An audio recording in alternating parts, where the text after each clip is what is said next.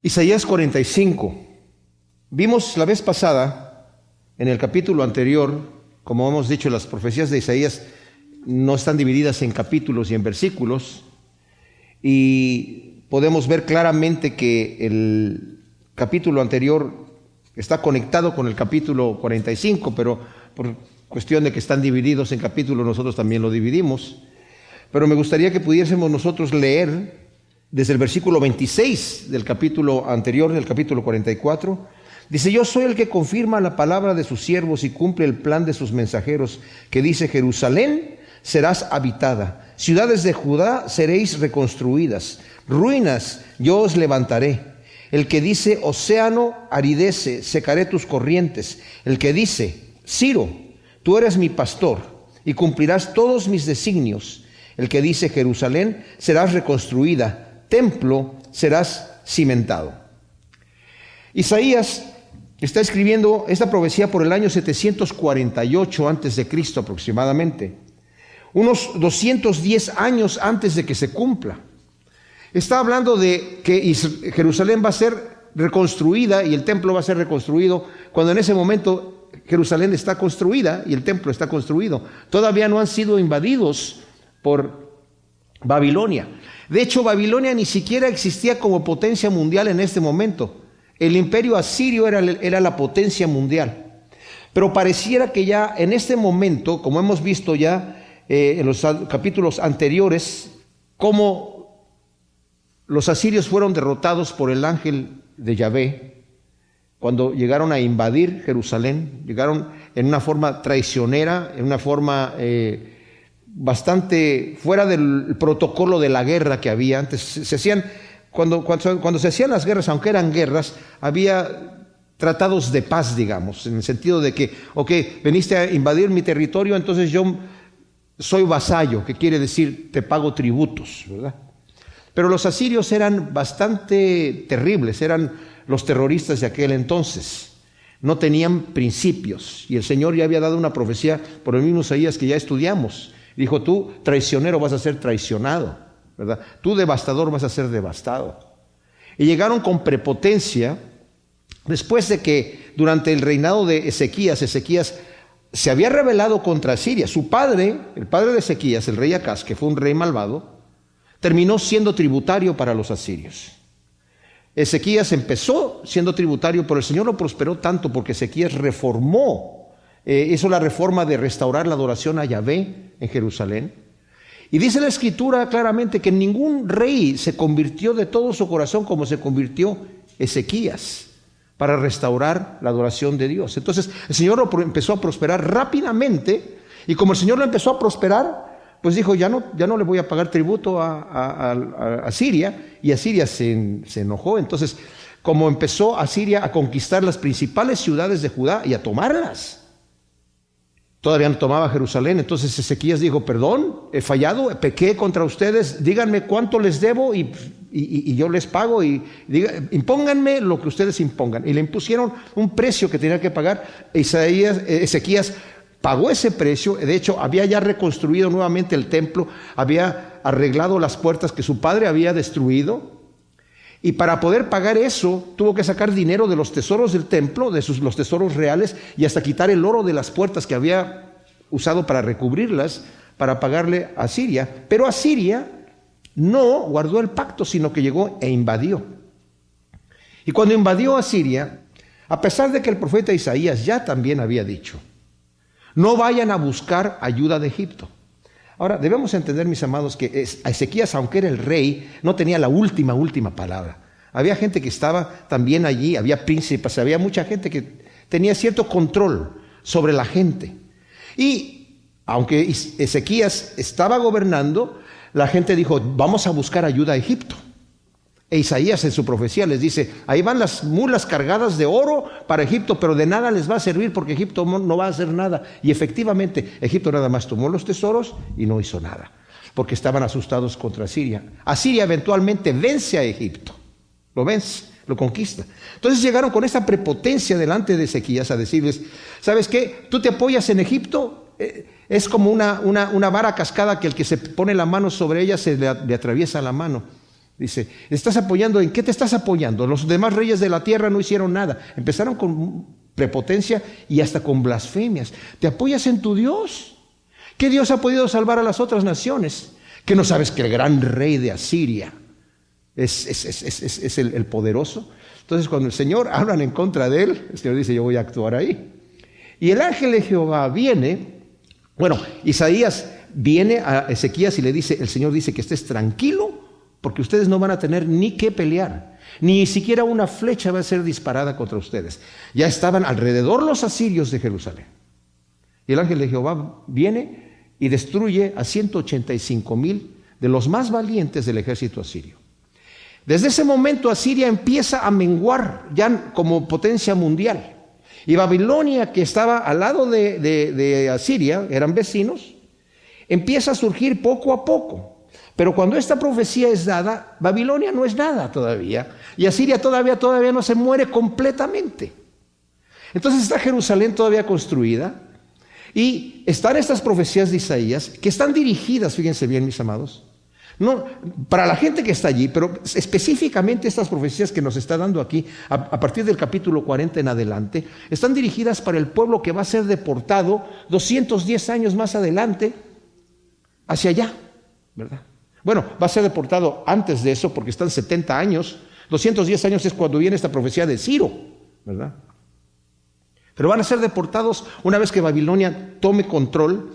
Los reyes que van a continuar después de Ezequías se van a rebelar en contra de Dios y va a venir un juicio del Señor sobre Judá, que incluso, dice el profeta, ustedes vieron cómo yo, al reinado del norte, enviando profetas, advirtiéndoles, si no se arrepienten, los asirios los van a tomar, los tomaron, se los llevaron. Judá, en vez de aprender la lección, se corrompieron igual. Es más, dice la Escritura, se corrompieron peor que Israel. Entonces, el Señor al final los va a deportar a Babilonia. Continuaban con sus idolatrías. Si nos damos cuenta, se repite y se repite y se repite el Señor hablando en contra de los ídolos, de la necedad de confiar en los ídolos, porque eran muy idólatras los judíos. Pero vamos a ver que después que llegan a Babilonia y se quedan allá 70 años, cuando salen de allí, ya no vuelven a la idolatría, porque se dan cuenta de la futilidad, de lo ridículo y de lo absurdo que es estar adorando una imagen de madera que tiene pies y no camina, que tiene ojos y no ve, que tiene oídos y no oye, que no puede librar a nadie, ¿verdad? Y el Señor se va a mostrar poderoso hacia su pueblo. Y hay algo que es especial aquí. Está hablando aquí de Ciro. Lo está mencionando por nombre. Y el Señor lo va a decir aquí. Yo te estoy llamando por nombre. Te estoy escogiendo. Esto es algo, mis amados, ¿saben qué? Aquí Dios está actuando fuera de la caja, como dicen. Está actuando fuera. Porque era de esperarse que, y algunos vamos a ver que probablemente algunos del pueblo de Dios estaban un poco molestos de que Dios estuviese utilizando a un pagano, a uno que no fuera del pueblo judío, para librar al pueblo judío. Siempre, ante el Señor, siempre había utilizado gente de los judíos, ¿verdad?, para librarlos, pero en esta ocasión el Señor va a escoger a uno que es un pagano, y va a poner su espíritu sobre él. Eso nos maravilla, porque Dios hace cosas increíbles, ¿verdad? O sea, Dios no tiene límites, Dios no tiene reglas para actuar, Él hace lo que Él quiere.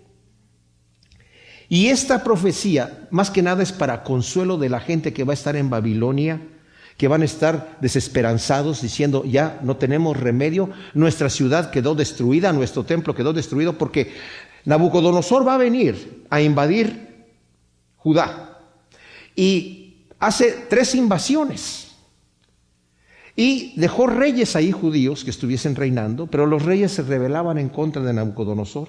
Entonces al final, la tercera vez que los visitó fue la devastación total. A él no le interesaba antes destruir la ciudad. ¿Por qué? Porque dejaba gente allí que le pagaban tributo a él, ¿verdad? Pero en esta ocasión lo tomó de una forma personal y destruyeron la ciudad, destruyeron el templo, se llevaron todo el oro y todas las cosas, todos los utensilios de oro se los llevaron para Babilonia. Y imagínense ustedes, el pueblo de Israel llegó, mis amados, a la tierra prometida. El Señor les había dicho, de cada 6 años que ustedes trabajen, el 7º tienen que dejar descansar la tierra. Dejen que la tierra produzca lo que quiera. La tierra en realidad necesita descansar.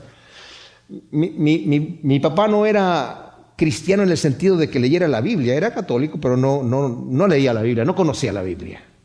No obstante, era agricultor y él dejaba descansar la tierra, porque decía que la tierra necesitaba descansar, producir lo que quisiera, y después revolvía todo lo que había producido la tierra y producía mejor. Entonces, el Señor había dado esta orden y el Señor dice, ustedes no dejaron descansar la tierra desde que llegaron ahí, han estado 490 años y no han dejado descansar la tierra, yo la voy a hacer descansar por 70 años que ustedes no dejaron descansar. Y entonces se llevó al pueblo a Babilonia y estuvo allí 70 años.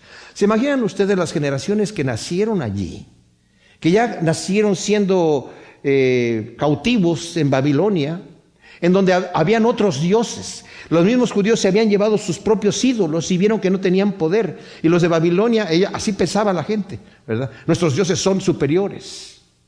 El Señor tuvo que lidiar con Nabucodonosor porque él se creía, era lo que pensaban la gente. Los emperadores se creían dioses ellos mismos. Se creían dioses, se creían divinidades. El Señor le da un sueño a Nabucodonosor que se lo interpreta Daniel, uno de los cautivos de los de Judá, que fue hecho príncipe allá. Y le dijo, Dios te está revelando, Nabucodonosor, lo que va a venir en el futuro.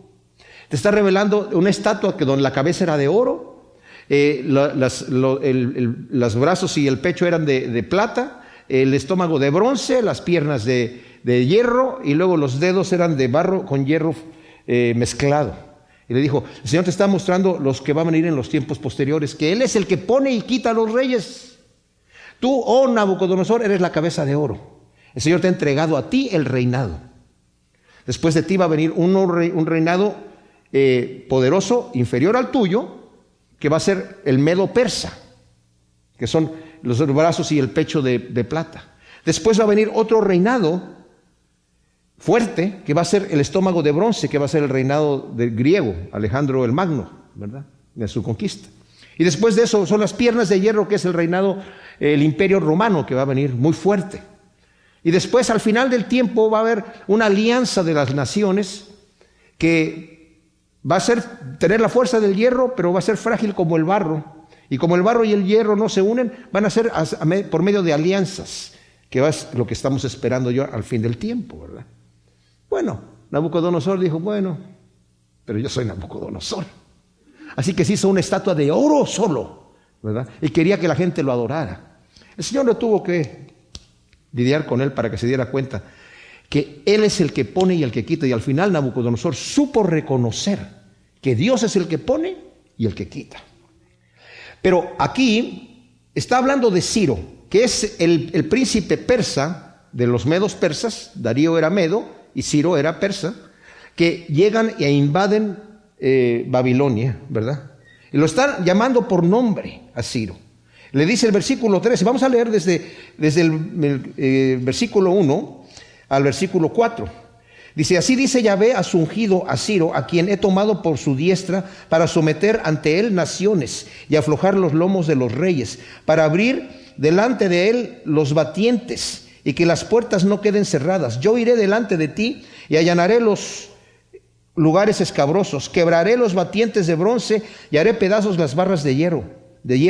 Te daré los tesoros escondidos, riquezas ocultas de los lugares secretos, para que sepas que yo, Yahvé, que te llama por tu nombre, soy el Dios de Israel. Por amor de mi siervo Jacob, de Israel mi escogido, te he llamado por tu nombre, aunque no me conocías, te he dado honroso apellido.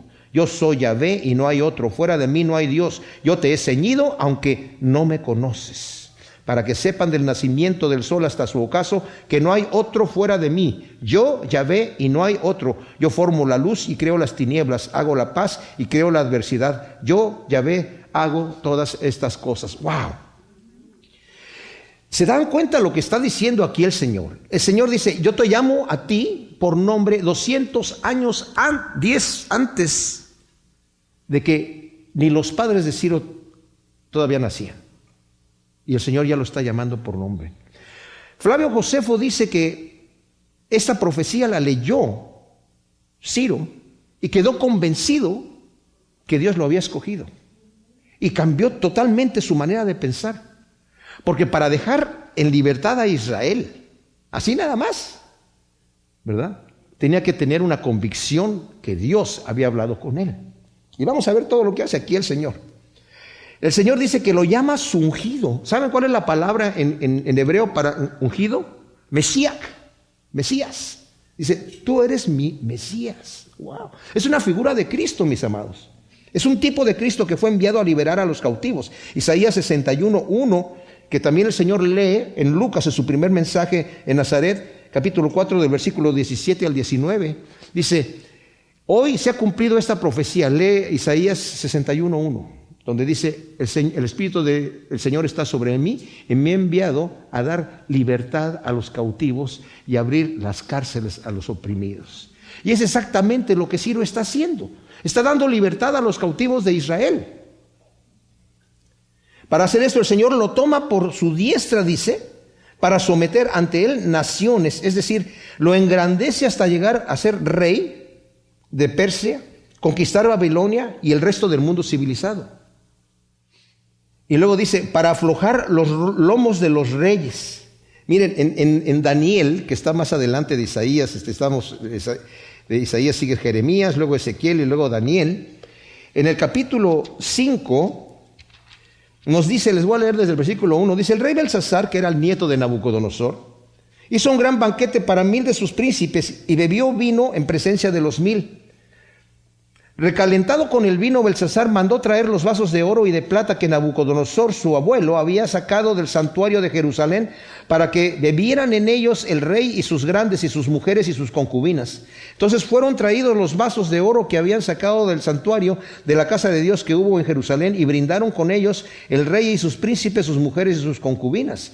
Y apurando el vino, alababan a los dioses de oro y plata, de bronce, de hierro, de piedra y de madera, cuando de repente aparecieron los dedos de una mano humana que escribía delante del candelero sobre lo encalado del muro del palacio, y el rey veía cómo escribían los dedos. Fíjense lo que dice el versículo 6. Entonces el rey palideció y la mente se le turbó y se debilitaron sus lomos y sus rodillas daban una contra la otra. Wow. ¿Qué dice aquí? La escritura dice, ¿verdad? Yo iré delante de ti. Dice, y aflojar los lomos de los reyes. Ahí el rey Belsasar empezó a gritar, ¿verdad? Que me interpreten eso, y estaba temblando. Y nadie lo podía interpretar. Y por fin la reina, su madre, le dijo, aquí hay un hombre que vinieron de Judá, ya estaba en sus 90 y tantos años, Daniel, lo trajeron para que interpretara la escritura, y le dice Daniel, eso dice que tu reino ya se terminó, y hoy en la noche te van a matar, y los medos y los persas te van a tomar preso, y eso mismo pasó. Según nos dice Herodoto, el historiador, dicen que Babilonia tenía 100 puertas de bronce. Estaban súper protegidos. Tenían un muro grandísimo, como de 7 metros de grosor y una altura impresionante. Eran impenetrables. Y cuando los medos y los persas estaban alrededor, los de Babilonia, los caldeos, ¿verdad?, que son los babilonios, dijeron, mira, aquí están estos tipos, ¿qué creen que van a hacer con nosotros? Si nosotros somos la gran Babilonia, impenetrable. Y el rey decidió hacer una fiesta y emborracharse todo el mundo. Y dice Herodoto que estaban tan borrachos los soldados que se les olvidó cerrar algunas de las puertas. Pero además, Ciro desvió con diques el río Éufrates y lo bajó de nivel, que entraba hacia la ciudad por debajo de la pared. Entonces, al bajarse de nivel, los soldados pudieron entrar por la cama del río, ¿verdad? Abrieron las puertas y se cumple al pie de la letra lo que dice aquí, para abrir delante de él los batientes, o sea, las puertas de par en par, y que queden las puertas y que no queden cerradas. Yo iré delante de ti y allanaré los lugares escabrosos. Ahora, como dije yo, esto se cumplió al pie de la letra. Para abrir estas puertas, el Señor completamente cumple al pie de la letra lo que había dicho acá, 210 años antes, mis amados. De ahí que la gente dice, este no puede haber sido Isaías, Tiene que hacer otra persona. ¿Cómo puede una profecía ser tan precisa? Y darle un nombre a Ciro, ¿no? Por eso dicen de los 2 Isaías, porque este tiene que haber sido ya después de eso. Bueno, si no creemos en el Dios Todopoderoso, pues sí tenemos que pensar en dos Isaías, ¿verdad? Pero si Dios dice, incluso lo va a decir así aquí, yo estoy anunciando eso desde antes para que sepan que yo soy Dios. Dice, yo iré delante de ti, versículo 2, y allanaré los lugares escabrosos, quebrantaré los batientes de bronce y haré pedazos las barras de hierro. Y eso es lo que exactamente pasó. Te daré los tesoros escondidos, riquezas ocultas de los lugares secretos, para que sepas que yo, Yahvé, que te llama por nombre, soy el Dios de Israel. Por amor de mi siervo Jacob, de Israel mi escogido, te he llamado por tu nombre, aunque no me conocías, te he dado honroso apellido. Yo soy Yahvé y no hay otro. Fuera de mí no hay Dios, yo te he ceñido, aunque no me conoces. Se cumplió al pie de la letra. Mis hermanos, Ciro reconoció que Yahvé es el Dios de los cielos, el único y el verdadero. Al leer esta profecía, ¿verdad? Nos lo dice, por ejemplo, aquí en Esdras. Esdras está después de Segunda de Crónicos. El primer capítulo dice así: y en el año primero del rey de Ciro, de Persia, para que se cumpliera la palabra de Yahvé por boca de... Aquí dice Jeremías, pero Isaías se equivoca aquí. Yahvé despertó el espíritu de Ciro, rey de Persia. Bueno, Jeremías también hablaba de esto, ¿verdad? Pero para que se proclamara en todo el reino por el pregón y por escrito, diciendo, así dice Ciro, rey de Persia, todos los reinos de la tierra me han sido dados por Yahvé, Dios de los cielos. Él reconoce, es el Dios verdadero, el Dios de los cielos. Él me ha dado todos los reinos. Fíjense qué declaración. Y él mismo me ha encomendado que le construya casa en Jerusalén, que está en Judá. Quien de entre vosotros pertenezca a su pueblo, sea su Dios con él, y suba a Jerusalén, que está en Judá, y construya la casa de Yahvé, el Dios de Israel, que es a Elohim, el Dios altísimo, el cual está en Jerusalén. O sea, está reconociendo aquí que es Dios. Yahvé muestra su poder escogiendo a Ciro, llamándolo por nombre, lo toma de su diestra y lo constituye rey del mundo. Le entrega los tesoros escondidos, enterrados en Babilonia, y todo por amor, dice aquí, a mi siervo Jacob. Se lo dice acá en el versículo 4. Eso es para que no dijera Ciro, es que a mí me está escogiendo el Señor porque yo soy muy inteligente. A mí me está escogiendo porque yo soy un rey poderoso y que lo va a servir. Le dice, ¿sabes qué? Te estoy escogiendo, pero realmente es por amor a mi siervo Jacob y por amor a mi siervo Israel, a mi escogido. O sea, yo tengo un propósito. Sí, soy el Dios de Israel, pero soy el Dios de los cielos. Yo soy, dice, y no hay ningún otro, para que también, mis amados, el mismo Ciro no se creyera deidad, que era la costumbre, como había sucedido con Nabucodonosor, como sucedió con muchos reyes. Después, más adelante, durante el Imperio Romano, todos los emperadores romanos se creían dioses, por eso había que decir, César es el Señor. Y le daban permiso a uno de tener la religión que quisiera, siempre y cuando un día al año reconociera como deidad al César. Aquí le dice, Ciro, tú eres un hombre, tú solamente eres un hombre, pero yo te he llamado, aunque tú no me conocías. Ciro es solamente un hombre, mis amados. Ahora, en el versículo 5 dice nuevamente, del capítulo 45, el Señor está hablando de esta profecía aquí de Ciro, como dije yo, 210 años antes de que suceda. Se la está entregando a Isaías 210 años, cuando el pueblo todavía está allí en Judá. Más adelante los babilonios lo van a llevar y van a estar deportados allá. La gente que ha nacido ya allá en esos 70 años que están en Babilonia, muchos de ellos desesperanzados, necesitan una palabra de aliento. Y el Señor les está diciendo, yo los voy a volver a traer. Voy a despertar el corazón del mismo rey, Ciro, para que lo haga. Y lo menciona por nombre para que el rey sepa que Dios lo había escogido. ¿Se imaginan? ¿Qué sentiríamos nosotros si el Señor nos mencionara por nombre? Pues ¿saben qué? El Señor lo ha hecho.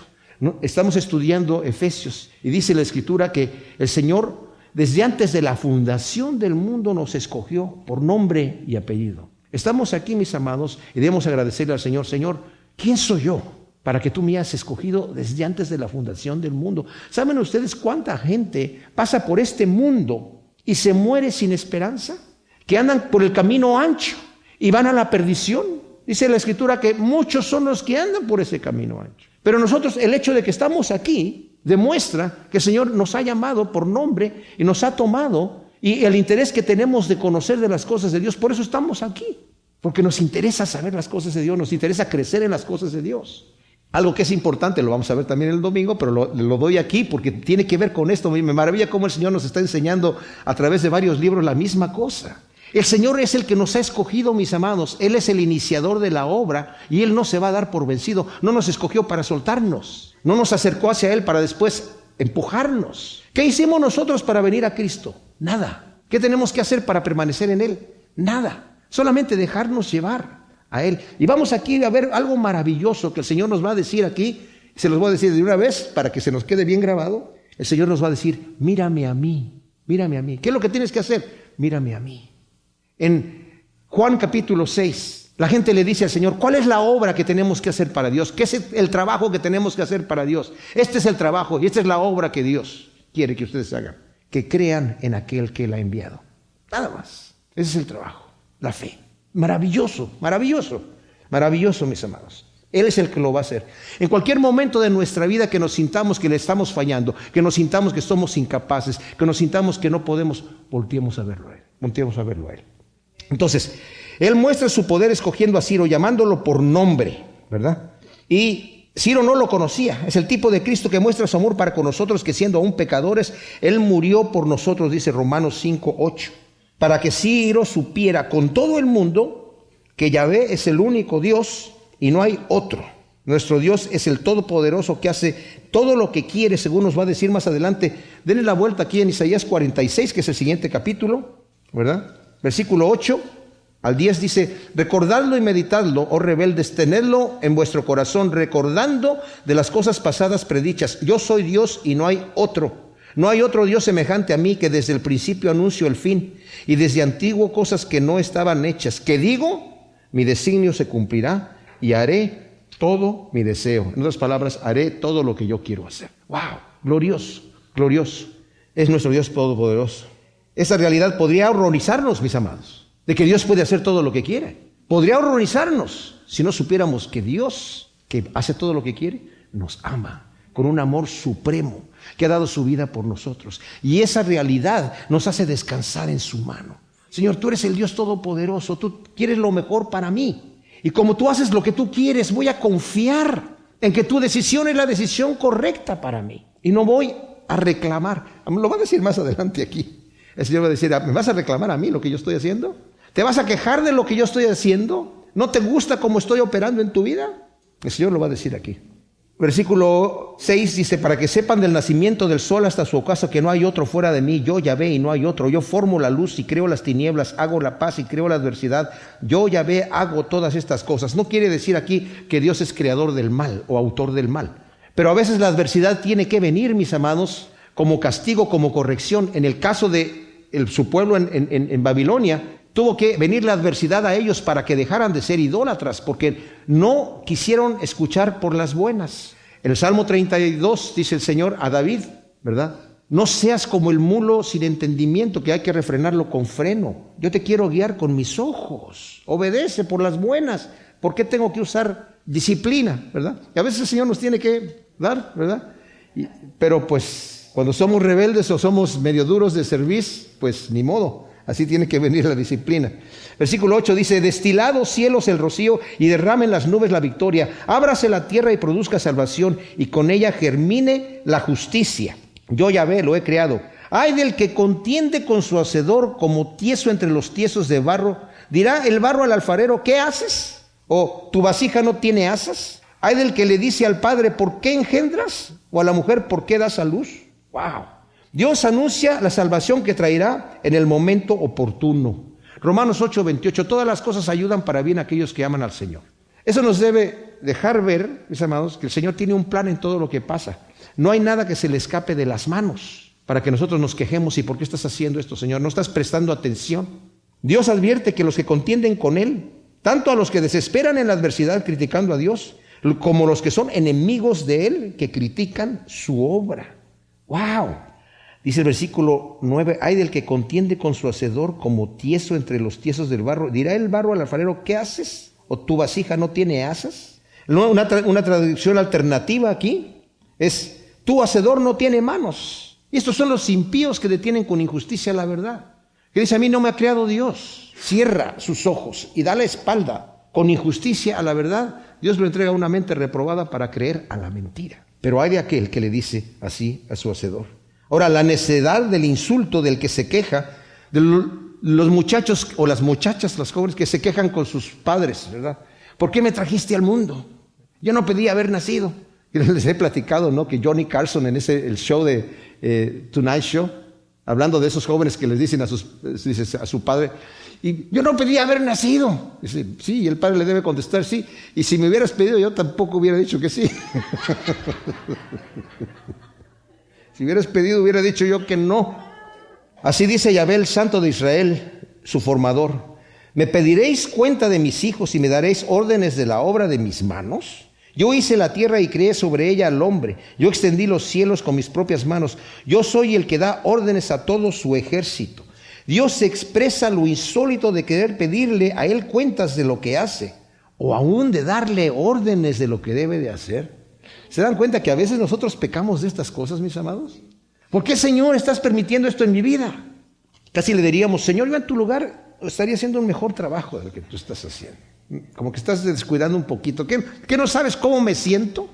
Y miren, todos pecamos, el gran rey David, profeta y todo, ¿verdad? Un hombre conforme al corazón de Dios. ¿Hasta cuándo, Señor, me vas a tener así? El Señor tiene un tiempo perfecto para cada uno de nosotros. Y en este proceso nos está moldeando. El Señor es como con buril, está cortando todo aquello que es extra, que nos daña, nos está formando y nos duele, no nos gusta. No nos gusta la disciplina.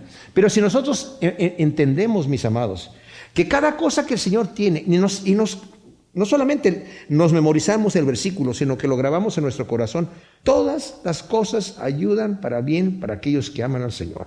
Hermanos, tened sumo gozo cuando os halléis en diversas pruebas, sabiendo que la prueba de vuestra fe produce paciencia, mas tenga la paciencia su obra completa para que seáis perfectos y cabales sin que les falte cosa alguna. Gracias, Señor. Tu fe es como el oro que tiene que ser probada con el fuego para que alcance mayor valor. El Señor está trabajando en mi vida.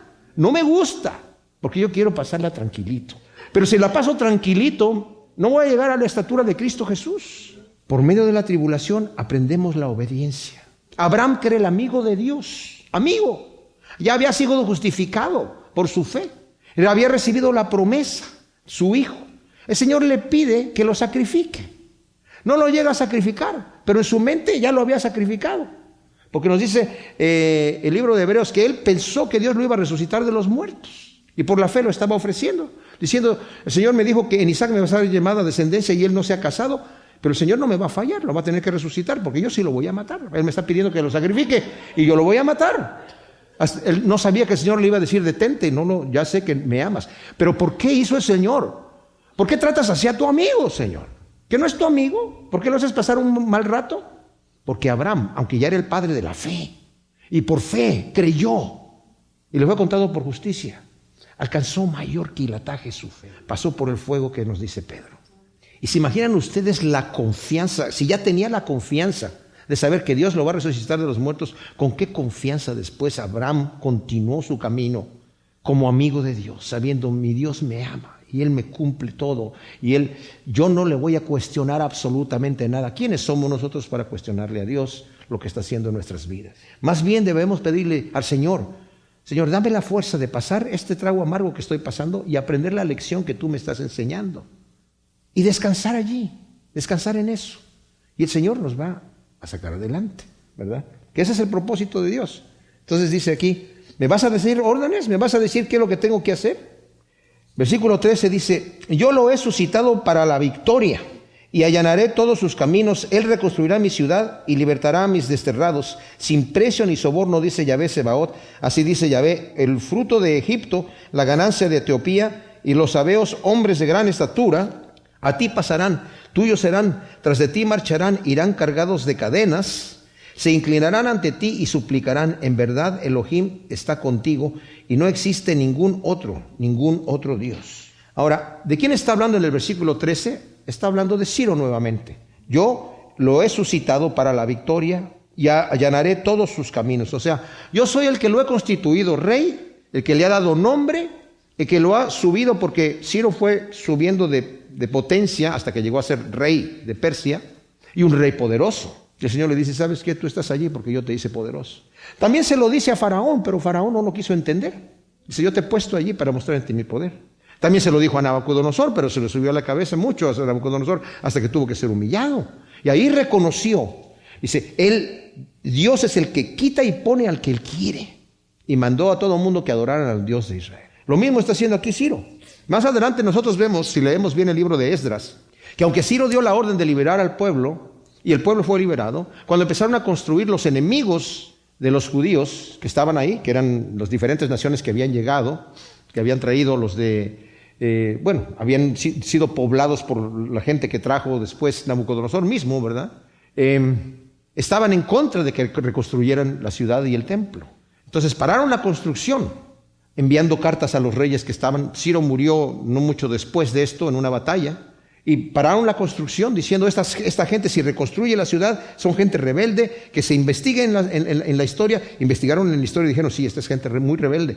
Y han tenido reyes muy poderosos que nos hicieron tributarios a nosotros en otro tiempo. Entonces pararon eso.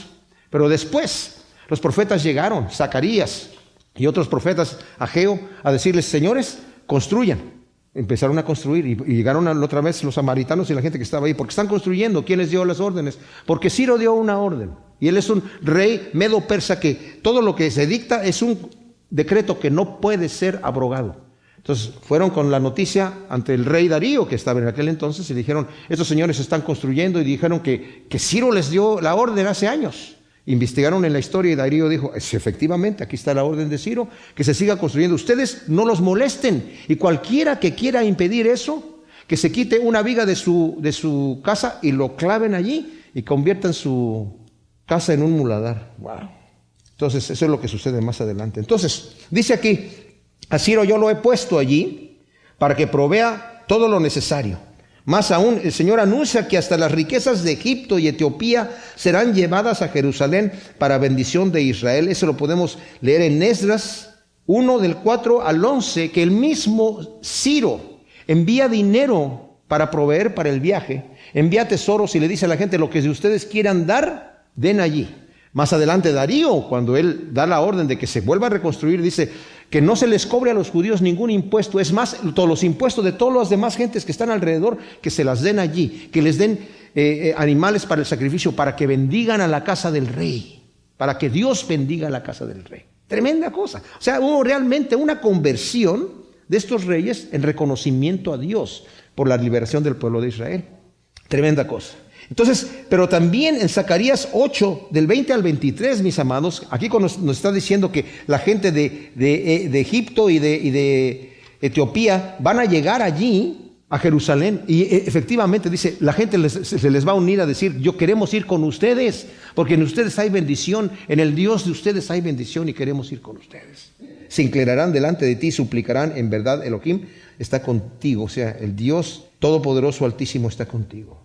En verdad, tú eres el Dios encubierto, el Dios de Israel, el Salvador. Derrotados, humillados, todos juntos marcharán con deshonra los fabricantes de ídolos. Mientras Yahvé salva a Israel con salvación eterna, no seréis avergonzados ni humillados nunca más. En su liberación, Israel reconoce que Yahvé es el verdadero Dios, su Salvador, para nunca más volverse a la idolatría. Fíjense, esto es algo bien especial. Porque Israel llega a Babilonia y se dan cuenta que Dios es el que está cumpliendo todo lo que ha dicho, que lo ha anunciado desde antes. De manera que cuando el pueblo ya es liberado para llevárselos nuevamente a Jerusalén, mis amados, se dan cuenta que sus ídolos que tenían ahí era pura basura. Que sus ídolos tienen ojos pero no ven, tienen oídos pero no oyen. Que los mismos ídolos que tenían los de Babilonia no les servían a ellos para nada. Ahora, aquí hay un versículo un poquito controversial, sobre todo en esta traducción que estoy yo leyendo y algunas de las de ustedes también, donde dice, en verdad tú eres el Dios encubierto. Bueno, Dios no está encubierto. Dios no está encubierto. Lean el versículo 19. No hablé a escondidas en un país oscuro, ni dije a la descendencia de Jacob, en vano me buscáis. Yo soy Yahvé, que hablo justicia, que anuncio rectitud. O sea, Dios no se esconde de nadie. Pero esto, la traducción, por ejemplo, alternativa, puede ser, según nos dice la traducción en lenguaje actual, eres el Dios misterioso. O la nueva traducción viviente, tú obras de manera misteriosa. O sea, Señor, realmente tú obras de una forma maravillosa y que nosotros ni siquiera nos hubiéramos imaginado, escogiendo a un rey pagano para liberarnos a nosotros, y a otro rey pagano también, a Darío, para también continuar la liberación y llevarla a cabo completamente. Pero ¿saben qué, mis amados? Mientras Yahvé libera a Israel, los caldeos, que son los babilonios, fabricantes de ídolos, dice, van a marchar derrotados y humillados y con deshonra.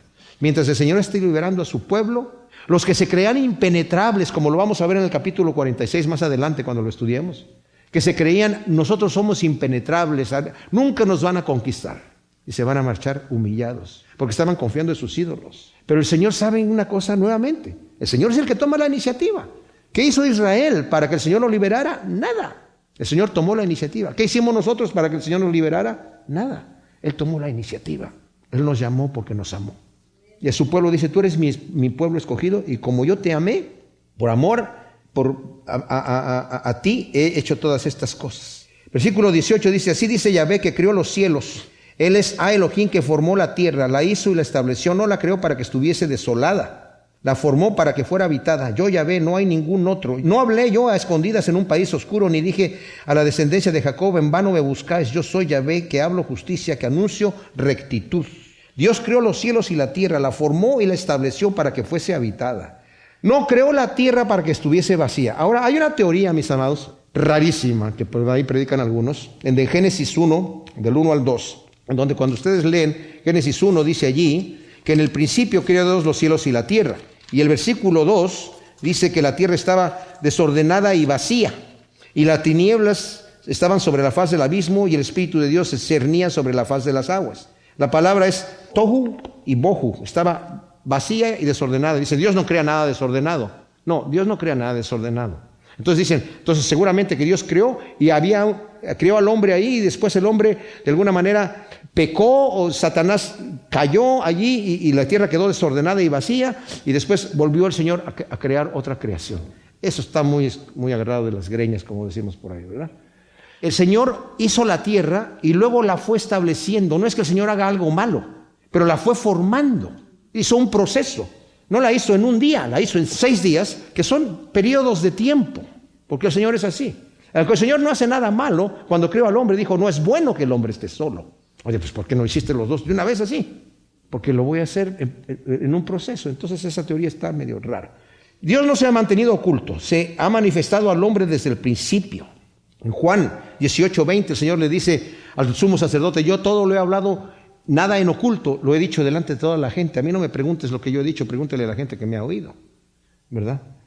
Y en Hebreos 1 del 1 al 2 dice que Dios siempre se ha dado a conocer desde el principio por sus santos profetas, ¿verdad? Y ahora a través de Cristo Jesús. Ahora, cuando dice aquí, ¿verdad?, que no habla a escondidas, dice Matthew Henry, las deidades paganas proferían sus oráculos desde el fondo de fosos y cavernas con voz grave y ahuecada y con expresiones ambiguas. Los adivinos que evocaban a los muertos musitaban y susurraban, pero Dios dio su ley desde la cima del monte Sinaí con voz distinta, audible e inteligible.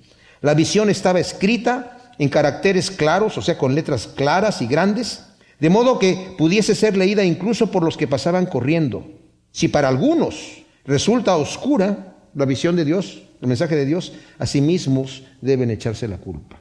Luego dice, congregaos y venid, acercaos a unas sobrevivientes de las naciones. Nada saben los que cargan sus ídolos de madera, adoran a un Dios que no puede salvar. Declarad y exponer pruebas, y entrad todos en consulta. ¿Quién ha hecho oír esto desde el antaño? ¿Quién lo ha dicho desde entonces? ¿No he sido yo, Yahvé? No hay otro Dios fuera de mí, Dios justo y salvador. No hay ninguno excepto yo. Dios llama a los idólatras a entrar en razón para entender la necedad de su idolatría. Los llama a los que cargan a los ídolos de madera, que no pueden hablar, a consultar entre ellos y que se den cuenta que no hay otro Dios fuera de Él, que declara el fin desde el principio, el Dios justo y salvador. Qué contraste, ¿verdad?, con los ídolos que son demonios y que demandan sacrificios. Ahora el versículo 22 es clave. Miradme y sed salvos en todos los confines de la tierra, porque yo soy Elohim y no hay ningún otro. En todos los confines de la tierra es el llamado de Dios a todos los hombres de todo el mundo. Solo mirar no a Él, no a la iglesia, no al pastor, a Cristo. Así como Moisés levantó la serpiente en el desierto, el Hijo del Hombre va a ser levantado para que todo aquel que crea en Él no se pierda, mas tenga vida eterna. Solamente mirarlo a Él. Con este texto, mis amados, en el año de 1850, Charles Spurgeon, todavía no cumplía 16 años, se sentía miserable, entró a una iglesia metodista y escuchó este texto. El pastor no había llegado porque hacía mucho frío y el invierno era muy crudo. Y uno de los diáconos empezó a predicar y solamente leyó el texto. Y mientras estaba allá atrás, dice, ese joven que está allá atrás se ve miserable. Solamente mira a Cristo, solamente mira a Cristo. Dice, y me llegó el mensaje y dijo, ¿qué tengo que hacer? Nada más tienes que mirar a Cristo. Y así se convirtió Charles Spurgeon con este texto. Y el Señor nos dice, mírame a mí nada más. Si estás en problema, estás en angustia, estás en cualquier situación, solamente mírame a mí. Yo soy el Dios Todopoderoso. Yo soy el que controla todas las cosas. Versículo 23, por mí mismo he jurado, de mi boca ha salido la sentencia y no será revocada, que ante mí se doblará toda rodilla y toda lengua prestará juramento, diciendo, solo en Yahvé hallo fuerza y salvación. A él vendrán derrotados todos los que se enardecían contra él. En Yahvé será justificada y se gloriará la estirpe de Israel. Aunque esta profecía tiene su cumplimiento inmediato en la liberación de Israel por Ciro, mis amados, que hará que todos reconozcan la mano de Dios en esto, Pablo la cita en Romanos 14:11 y en Filipenses 2:10 en referencia a la glorificación de Jesucristo después de la victoria de la cruz para juicio y salvación. Dice, ante mí se va a doblar toda rodilla. Para los que se enardecen contra él, juicio y condenación. Pero salvación para la estirpe de Israel, todos los redimidos por la sangre del Cordero y justificados por la fe en Jesucristo. Mis amados, toda rodilla se va a doblar delante del Señor. Pero si la doblamos de este lado de la eternidad es para salvación. El que la dobla hasta esperarse al otro lado de la eternidad va a ser para condenación. Miremos a Cristo, que solo en Él vamos a hallar fuerza y salvación. Gracias, Señor, te damos por tu palabra. Ciertamente te pedimos que tú siembres esta semilla en nuestro corazón. Queremos mirarte a ti y solo a ti, Señor. Queremos acercarnos a ti y solo a ti, Señor. No confiamos en religiones, no confiamos en iglesias, no confiamos en pastores, confiamos en ti, Señor. Porque tú eres nuestro Salvador y en ti tenemos fuerza y salvación. En el nombre de Cristo te damos gracias. Amén.